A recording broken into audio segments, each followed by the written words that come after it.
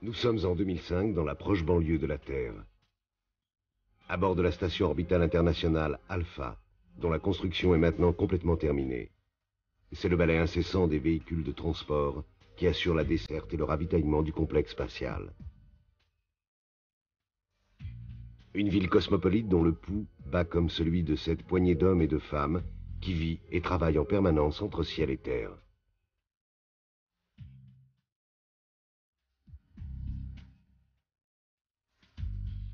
À bord d'Alpha, on ne parle plus désormais ici que de la prochaine colonisation permanente de la Lune, et surtout du voyage du premier terrien vers Mars, une fantastique odyssée prévue pour avant 2020. Une nouvelle étape dans la conquête du cosmos par l'homme, une domestication de l'espace qui a commencé il y a maintenant bien longtemps.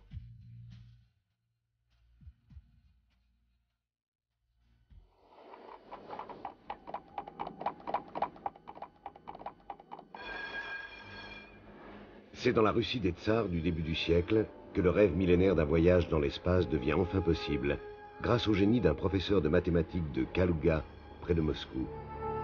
Konstantin Tsiolkovsky, le père de l'astronautique moderne, établit en effet pour la première fois en 1903 les lois de mouvement des fusées.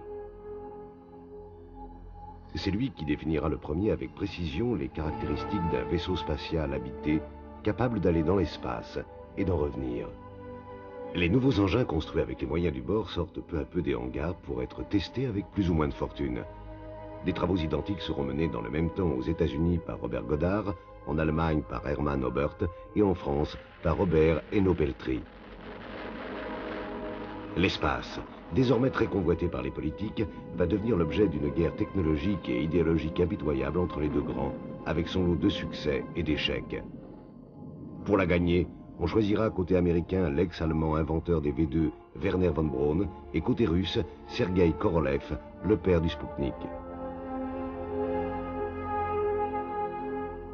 Après différentes sélections effectuées à Moscou fin 59 et début 60, on ne retiendra finalement que 20 candidats cosmonautes sur les 3000 pilotes volontaires de l'armée de l'air. Entraînement physique, préparation médicale, cours d'astronomie et de navigation spatiale, et même saut en parachute. Le 31 mai 1960, c'est enfin l'ultime sélection pour le premier vol.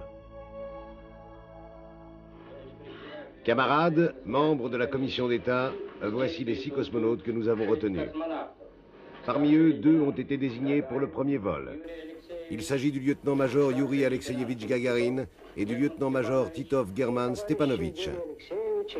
Chers camarades, Yuri Alexeyevitch et German Stepanovitch, répondra alors Korolev, j'ai le très grand honneur de vous féliciter au nom de notre peuple et de notre cher parti communiste d'avoir été choisi pour effectuer le premier vol dans l'espace.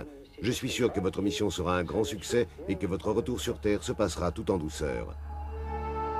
C'est Gagarin qui, 4 jours seulement avant le vol, sera finalement désigné par la commission d'État réunie sur le pas de tir de Baïkonour. La décision sera en fait prise directement par Khrouchtchev, qui préférera pour des raisons idéologiques et de propagande les origines paysannes de Gagarin à celles de Titov. Le 12 avril 1961, à 6h30 du matin, le bus transportant Gagarin et Titov quitte le bâtiment d'assemblage des fusées, direction le pas de tir. Gagarin semble particulièrement détendu. Sur le pas de tir, ce sont les adieux et les derniers encouragements adressés par Korolev à celui qui va partir découvrir un monde dans lequel aucun homme avant lui ne s'est risqué d'aller. Korolev qui aura tout imaginé, tout préparé et réussi à faire accepter qu'un jour un homme parvienne à quitter notre planète.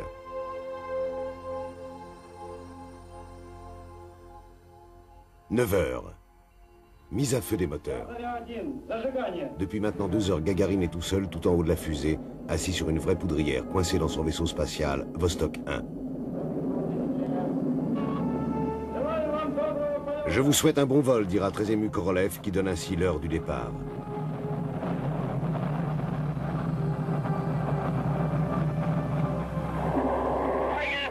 Pachli, allons-y, lui répondra tout simplement Gagarin, très déterminé.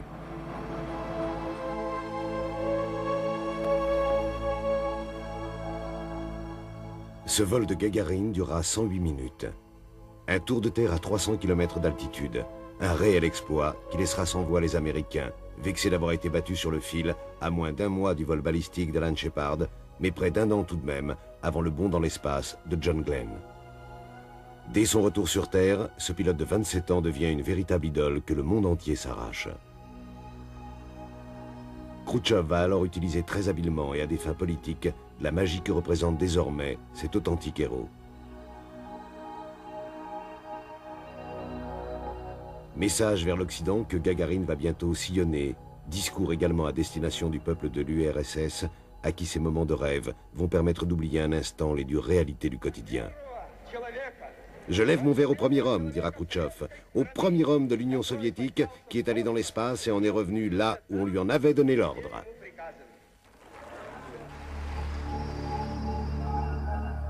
La fête retombée, Gagarine va devenir le commandant du corps des cosmonautes et les missions spatiales vont alors se succéder. Vostok 2 et Titov pour 16 tours de terre, Vostok 3 et 4 pour un premier vol groupé de 3 jours, avec à chaque retour à Moscou les mêmes scènes de liesse populaire. Conforté par ses succès, Korolev prône maintenant la construction d'immenses structures en orbite, capables d'accueillir des vols de longue durée et même des vols habités vers la Lune. Mais en ce 16 juin 63, l'heure est au vol de la première femme dans l'espace. Valentina Tereshkova, une ouvrière du textile de 26 ans. Après ses premiers pas loin de la Terre, des dizaines d'autres cosmonautes suivront le chemin tracé. Les Russes renonceront finalement à la Lune, mais s'installeront peu à peu dans l'espace jusqu'à y vivre de façon quasi permanente depuis 1977 dans d'immenses stations orbitales qui au fil des années vont tour à tour grossir. Ce sera Salyut 6, puis en 82 Salyut 7 et enfin depuis 86 Mir, à destination de laquelle nous allons maintenant décoller.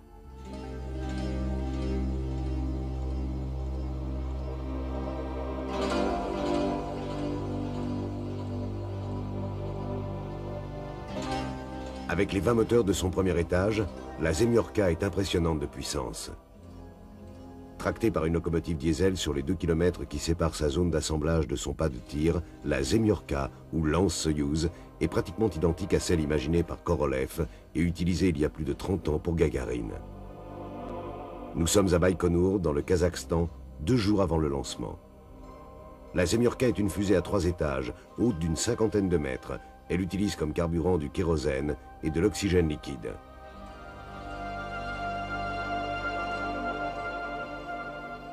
Ces opérations de préparation sont très minutieuses et plusieurs heures seront nécessaires pour ériger convenablement la fusée sur sa table de lancement.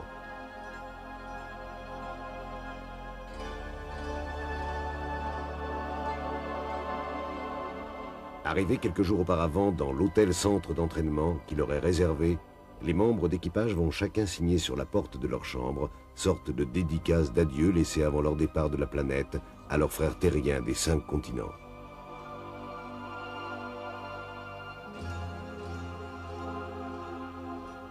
Sortie et aide d'honneur sous les applaudissements des membres du personnel de l'hôtel des cosmonautes.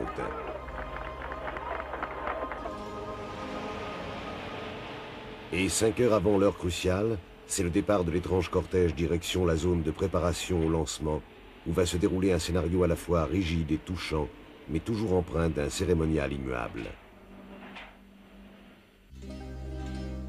Quelques privilégiés, familles, amis et officiels assis derrière des vitres, vont pouvoir assister à la séance d'habillage et à la mise en place des scaphandres pressurisés qu'ils ne quitteront qu'une fois en orbite. Dernière chance pour échanger des regards et quelques mots d'encouragement avec ces hommes qui dans moins de 4 heures vogueront vers un autre monde.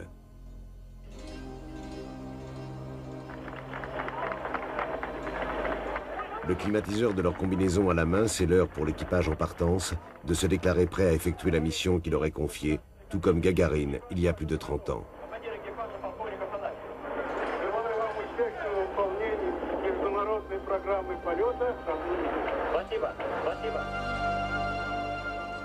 Pendant ce temps-là, à 2 km, la machine fume, la pression monte, le compte à rebours s'égrène.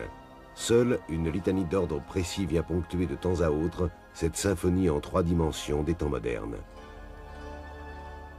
H, moins 2h30, les derniers visages connus vont peu à peu disparaître du champ de vision des 3 cosmonautes, déjà dans un autre univers. Un autre monde qui semble irréel, car pour nous inaccessible. Dans quelques minutes, la machine qui piaffe d'impatience va libérer des déluges de feu. Près de 500 tonnes de poussée, celle d'une dizaine de jumbo-jets décollant à la verticale. La Zemurka est maintenant en équilibre sur sa table de lancement, prête à bondir d'un seul trait à 200 km d'altitude.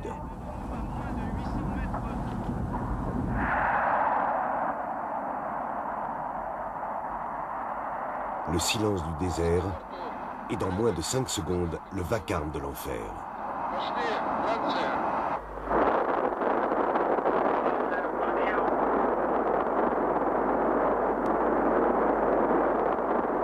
Cette première partie du voyage vers l'espace ne durera qu'un peu plus de 8 minutes. Vibrations, accélération et une vitesse qui va bientôt frôler les 8 km par seconde, c'est le prix qu'il faut payer pour devenir un satellite de la Terre et épouser sa rotondité.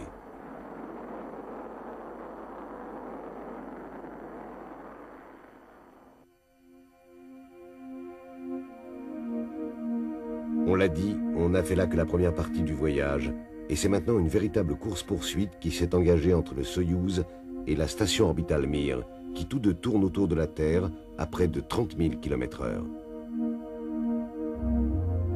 Après de savants changements d'orbite, on va bientôt apercevoir par les hublots Mir, brillante et majestueuse, comme voguant seule au milieu de l'univers. Reste maintenant à rapprocher très délicatement les 7 tonnes du Soyouz des 100 tonnes de Mir, venir les faire se frôler et enfin se toucher. Un magnifique ballet qui paraît comme irréel.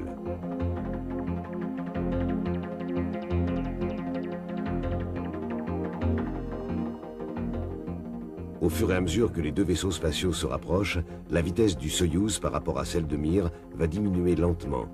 Le rendez-vous ne peut avoir lieu que si l'écart des vitesses est inférieur à 50 cm par seconde, moins de 2 km/h, sinon c'est la collision. Une étroite communion entre deux mécaniques de précision guidées à la perfection. Il y a 2 jours que le Soyouz a quitté Baïkonour. Une extraordinaire technique parfaitement maîtrisée par les responsables du centre de contrôle de Kaliningrad, près de Moscou. La jonction faite, c'est pour les deux équipages l'heure des retrouvailles. Car bien sûr, tous les cosmonautes se connaissent et beaucoup ont déjà volé ensemble dans Mir. Mir, que va nous faire visiter Sergueï Krikaliev, un des cosmonautes les plus jeunes, mais aussi un des plus doués de sa génération. Mir, c'est le plus gros complexe orbital jamais réalisé dans l'espace. Une station modulaire construite autour de ce corps central qui mesure 13 mètres de long sur un peu plus de 4 mètres de diamètre. Un monde en 3 dimensions, car ici pas de plancher, pas de mur et pas de plafond. On vit en apesanteur. Autour du vaisseau principal est venue s'amarrer au fil des années une poignée d'énormes modules, sorte de laboratoire spécialisé dans les différents domaines de la science et équipé de tous les appareils de mesure, d'observation ou d'expérimentation correspondants.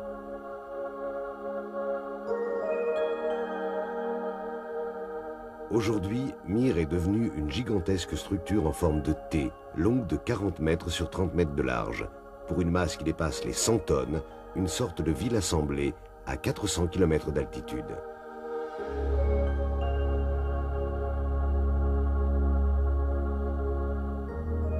Dans cette station, 4 à 6 cosmonautes peuvent vivre en permanence.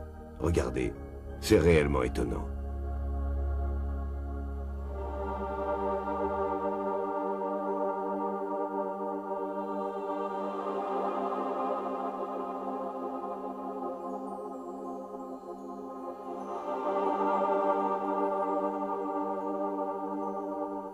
Pour que les cosmonautes retrouvent leur marque dans cet univers en 3 dimensions, plafond, murs et plancher ont été peints de couleurs différentes. Le rythme de vie respecte lui aussi celui qu'on a laissé sur Terre. Dans Mir, on travaille et on dort à l'heure de Moscou, et non pas au rythme des nuits et des jours qui se succèdent dehors tous les 3 quarts d'heure. L'hygiène de vie fait partie du quotidien. Car même si la station est ventilée et l'air renouvelé en permanence, il y fait chaud, entre 18 et 28 degrés, et comme sur Terre, on peut la nuit y être gêné par le bruit.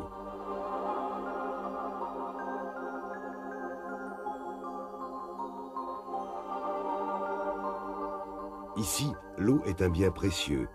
Elle doit être recyclée en permanence, car chaque jour, chaque cosmonaute en consomme près de 5 litres.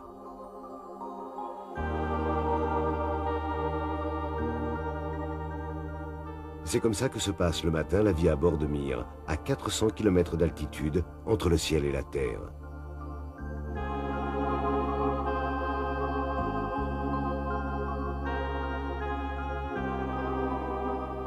Dans Mir, ou plutôt dans le compartiment cargo de Kvant 1, un des modules accolés à la station orbitale, se trouve le bloc sanitaire. Un ballon de 300 litres d'eau alimentant une véritable douche que nous verrons tout à l'heure, des toilettes et un lavabo d'un type, il est vrai, un peu particulier.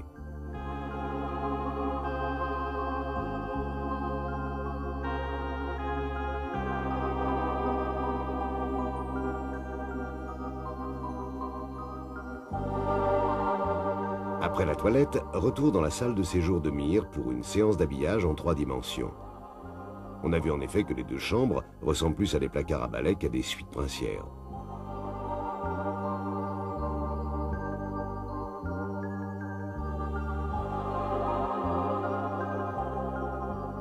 Vient ensuite l'heure du petit déjeuner.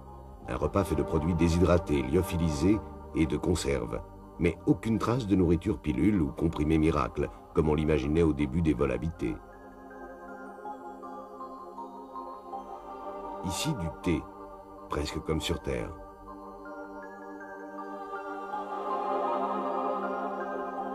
Chaque cosmonaute consomme en moyenne 700 grammes d'aliments par jour, conditionnés sous forme de conserve, mais également des produits frais, conservés entre -3 et -10 degrés dans le réfrigérateur de la station. Celui-ci peut contenir jusqu'à 40 kg de provisions. Des produits livrés à domicile tous les 2 mois par les camions de l'espace, les Progress.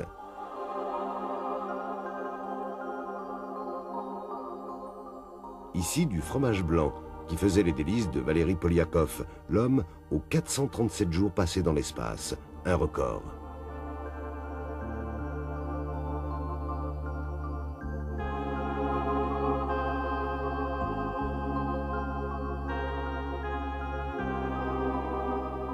Nourriture riche et faibles efforts en raison de l'absence de pesanteur font que la gymnastique est une activité vitale pour les séjours de longue durée. 1 à 2 heures par jour de vélo, de tapis roulant ou d'élastique pour perdre les kilos en trop, mais surtout pour faire travailler des muscles qui sinon s'atrophieraient. Des exercices scrupuleusement exécutés par Elena Kondakova qui a passé 169 jours dans l'espace, le record pour une femme. C'est le prix physique à payer pour une réadaptation rapide à la vie terrestre.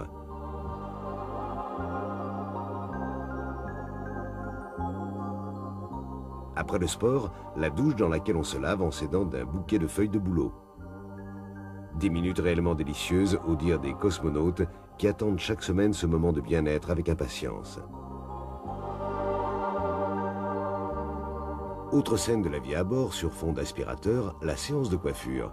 En effet, ici comme ailleurs, les cheveux ça pousse et il faut bien sûr régulièrement les couper et éviter qu'ils ne s'envolent dans la station. On le voit, le cosmonaute doit savoir tout faire.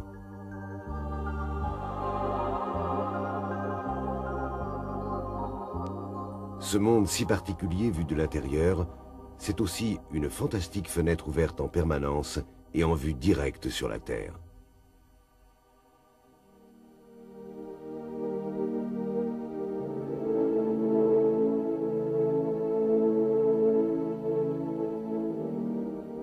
Cette Terre est bien là, 400 km plus bas. Mir en fait le tour en seulement 1 heure et demie, à la vitesse vertigineuse de 30 000 km/h.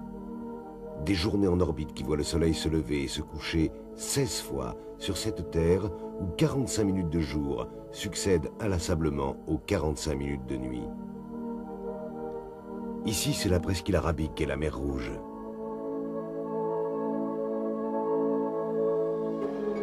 Voici maintenant la mer d'Azov et la Crimée au sud de la Russie.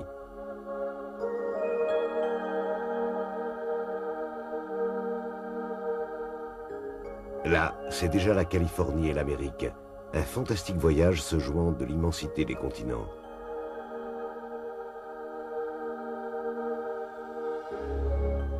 lieu d'observation privilégié avec ici le centre spatial de Cap Canaveral en Floride, dont on peut surveiller l'activité des pas de tir.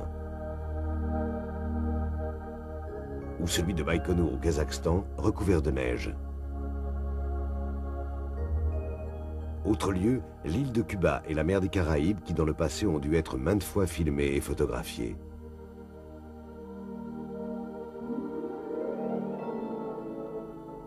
Surveillance de la planète, mais aussi de son atmosphère et de ses éléments climatiques, comme cet immense cyclone dont on aperçoit même l'œil rond.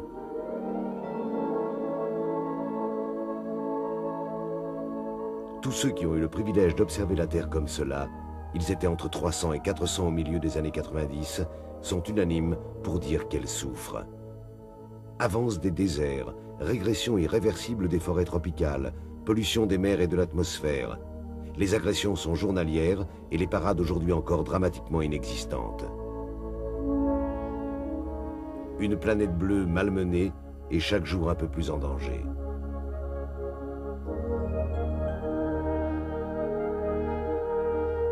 Habité en permanence, l'espace pourrait ainsi devenir une sorte de chemin de ronde permettant de surveiller le globe et, preuve à l'appui, de désigner clairement à la communauté internationale ceux qui mettent en péril l'avenir des générations futures. Mir, dont le nom signifie en russe « la paix », représente ainsi un lieu privilégié dans lequel hommes et femmes de toute nationalité tour à tour se succèdent.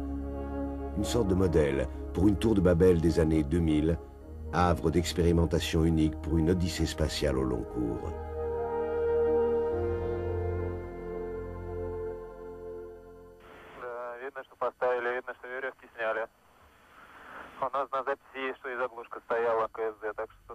Dans Mir, les longues missions s'organisent au rythme des véhicules de transport Progress qui desservent régulièrement la station apportant carburant, vivres, cassettes vidéo et courriers personnels, mais aussi matériel et échantillons scientifiques. Mir est en effet avant tout un véritable laboratoire où règne l'absence de pesanteur. Un monde en 3 dimensions avec ses zones spécialisées et ses instruments d'expérimentation de pointe couvrant l'ensemble des disciplines scientifiques, comme ici les sciences de la vie. Étude et suivi de la composition sanguine des cosmonautes au cours du temps ou de l'évolution de leur volume sanguin. L'homme perd en effet lors des longs vols environ 1 litre sur les 5 que contient son organisme. Des échantillons de sang pris ici sur l'allemand Ulf Merbolt de l'Agence spatiale européenne, mais aussi de salive et d'urine, qui seront ramenés au sol, analysés et comparés à d'autres prélèvements restés à terre.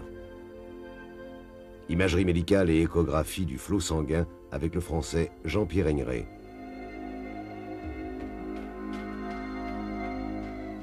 Sciences de la vie toujours avec le russe Anatoly Soloyev et l'étude des réactions et du comportement de ce poussin soumis au vide spatial.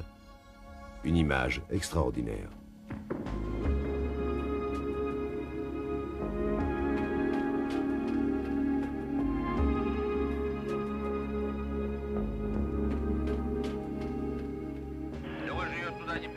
Botanique ici, avec Elena Kondakova et Alexandre Viktorenko, occupés à l'entretien du jardin de Mir. Des résultats très prometteurs, mais une production encore à 1000 lieues de l'autosuffisance alimentaire de la station.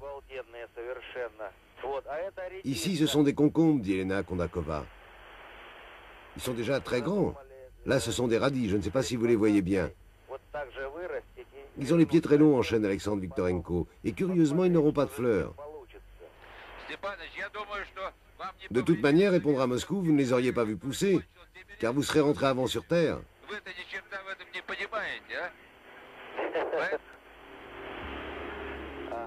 L'espace, un monde impressionnant, fascinant et même magique.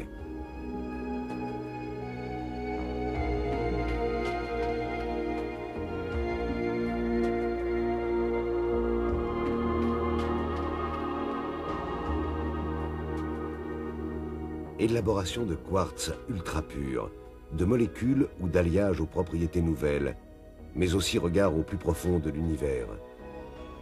Un monde de découverte pour ces nouveaux conquérants de la 3e dimension. Mir, qui a fait plus de 50 000 fois le tour de la Terre, doit être, comme tout moyen de transport, révisé périodiquement. Pour cela, des sorties pouvant atteindre les 6 heures sont régulièrement programmées. De longues heures passées en scaphandre pressurisé, résistant aux énormes différences de température entre les périodes de jour et de nuit, un écart supérieur à 100 degrés.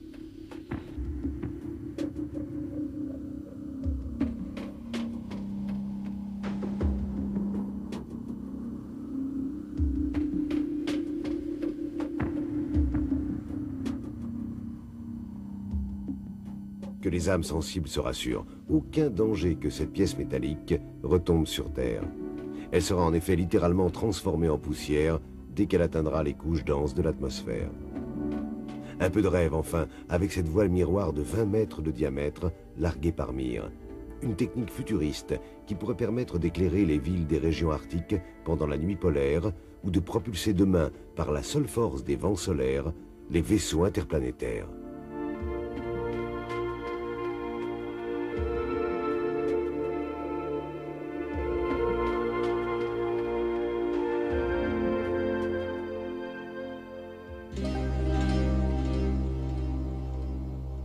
Le rêve se termine, pour nous, mais aussi pour Toyohiro Akiyama, premier cosmonaute japonais et premier journaliste à être allé dans l'espace.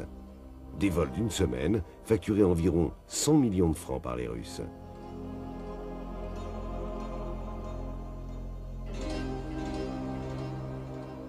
Alors qu'on avait mis 2 jours pour rejoindre Mir, on ne mettra que quelques heures, le temps d'une nuit, pour retrouver au petit matin le sol du Kazakhstan en Asie centrale.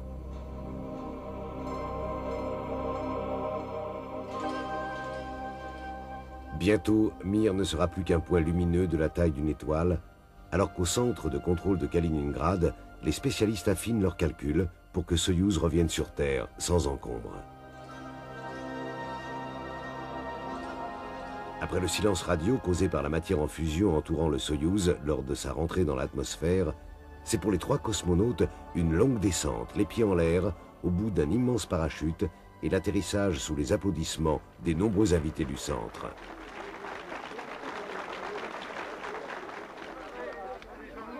Retour de son 3e vol pour Alexandre Volkov. Et de l'allemand Klaus Dietrich Flade.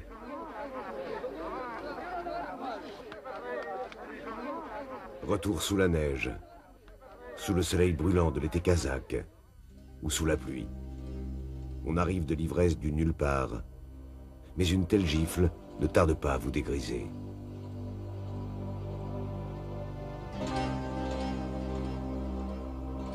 Le retour de ces extraterrestres dans leur drôle de machine continue plus de 30 ans après celui de Gagarine à nous fasciner, car la moindre erreur, et c'est le drame.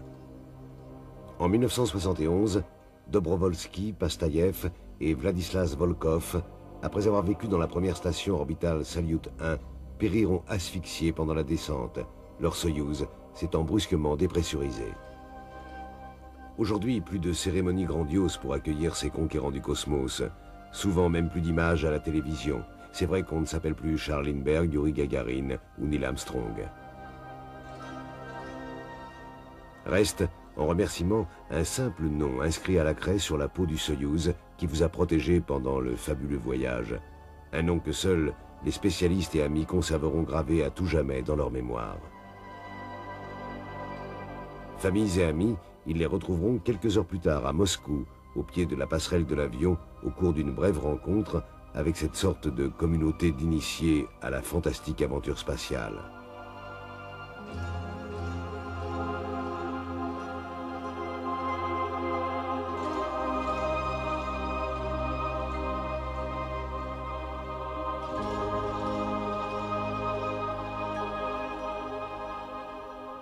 La fête finie, toutes les pensées iront vers ceux restés dans Mir, avec la ferme intention de retourner y vivre un jour, entre ciel et terre.